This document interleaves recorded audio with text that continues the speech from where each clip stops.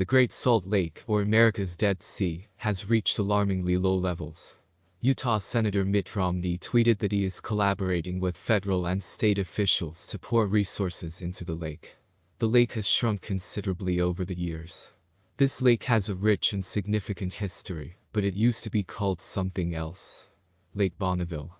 As efforts have been taken to save the lake, some social media advocates have reminded the public of the lake's rich history, and even created merchandise to highlight this. Here's a brief overview of the history of Lake Bonneville and the Great Salt Lake. The Great Salt Lake is the largest inland salt lake in the Western Hemisphere. According to Encyclopedia Britannica, the lake is the largest remnant of the prehistoric body of water Lake Bonneville.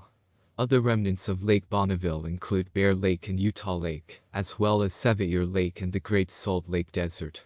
Lake Bonneville was an ancient lake that covered a vast 20,000 square miles, mostly in Utah, but also part of Nevada and Idaho.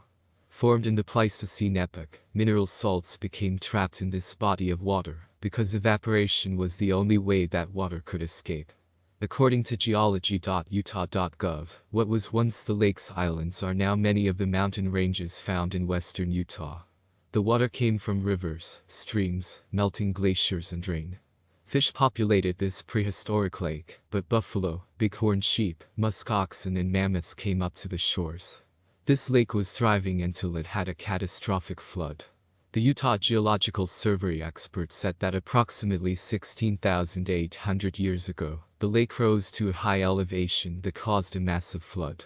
After 600 years, the lake stabilized and eventually, the Provost shoreline was formed, but the lake never reached its massive size again. The flood caused the Great Basin to become drier and drier, which led to the lake becoming smaller and smaller. This process led to the emergence of the Great Salt Lake. Even though Spanish missionaries learned of the lake's existence from indigenous people in 1776, they never saw the lake. The first white person known to have visited the lake was Jim Bridger in 1825, according to the Utah Geological Survey. Other fur trappers, such as Etienne Provost, may have beaten Bridger to his shores, but there is no proof of this. The first scientific examination of the lake was undertaken in 1843 by John C. Fremont. This expedition included the legendary Kit Carson.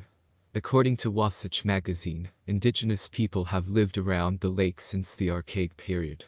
Darren Parry, former chairman of the Northwestern Band of the Shoshone Nation, has spoken about the importance of this lake to the Shoshone people.